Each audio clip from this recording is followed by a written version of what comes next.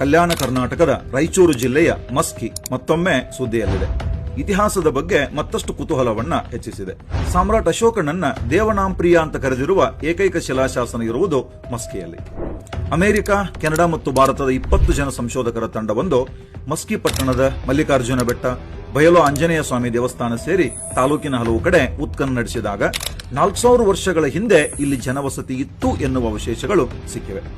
ಅಶೋಕ ಚಕ್ರವರ್ತಿಯ ಆಡಳಿತಕ್ಕೂ ಮೊದಲು ಸಮೃದ್ಧವಾಗಿದ್ದ ಮಸ್ಕಿ ಬಗ್ಗೆ ಅಧ್ಯಯನ ಮಾಡಿರುವ ಈ ತಂಡ ಇಲ್ಲಿ ಬೇರೆ ಬೇರೆ ಆಕಾರದ ಮನೆಗಳು, ಅಂದಿನ ಜನ ಬಳಸಿದ್ದಂತ ಮಣ್ಣಿನ ಮಡಕೆ, ಚಿನ್ನಲೇಪಿತ ಸಾಮಾನುಗಳು ಹಾಗೂ ಮೂಳೆ ಸೇರಿದಂತೆ ಹಲವು ವಸ್ತುಗಳನ್ನ ಪತ್ತೆ ಹಚ್ಚಿದೆ. ಇವೆಲ್ಲವೂ ಅಂದಿನ ಜನಜೀವನ ಮತ್ತು ಆಹಾರ ಪದ್ಧತಿಗಳ ಸಂಶೋಧನೆ ಅಷ್ಟೇ ಅಲ್ಲದೆ 4000 ವರ್ಷಗಳ ಹಿಂದೆ ಇತಿಹಾಸ ಹೇಗಿತ್ತು ಅನ್ನೋದನ್ನು ತಿಳಿದುಕೊಳ್ಳೋದಕ್ಕೆ ಸಹಾಯಕ. ಅಶೋಕನ ಕಾಲದಲ್ಲಿ ಮೌರ್ಯರ ದಕ್ಷಿಣ ಪ್ರಾಂತ್ಯದ ರಾಜಧಾನಿ ಸುವರ್ಣಗಿರಿ ಅಂತ ನಮಗೆಲ್ಲ ಗೊತ್ತು. ಆದರೆ ಸಂಶೋಧಕರಲ್ಲಿ ಆ ಸ್ಥಳದ ಬಗ್ಗೆ ಖಚಿತ ಮಾಹಿತಿ ಇಲ್ಲ.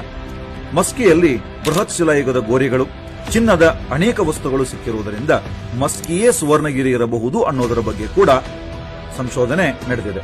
ಆದರೆ ಈಗಲೇ ದೊರೆತಿರೋ ಅವಶೇಷಗಳನ್ನು ನೋಡಿದ್ರೆ ಸುವರ್ಣಗಿರಿ ಎಂಬುದು ಇಂದಿನ ಕನಕಗಿರಿಯೋ ಅಥವಾ ಮಸ್ಕಿಯೋ ಎಂಬ ಗೊಂದಲ ಇನ್ನಷ್ಟು ಹೆಚ್ಚಾಗುತ್ತದೆ. ಆದರೆ ಖಚಿತ ದಾಖಲೆಗಳೊಂದಿಗೆ ಸಂಶೋಧಕರು ಸ್ಪಷ್ಟಪಡಿಸಬೇಕಿದೆ. ನಮಸ್ಕಾರ.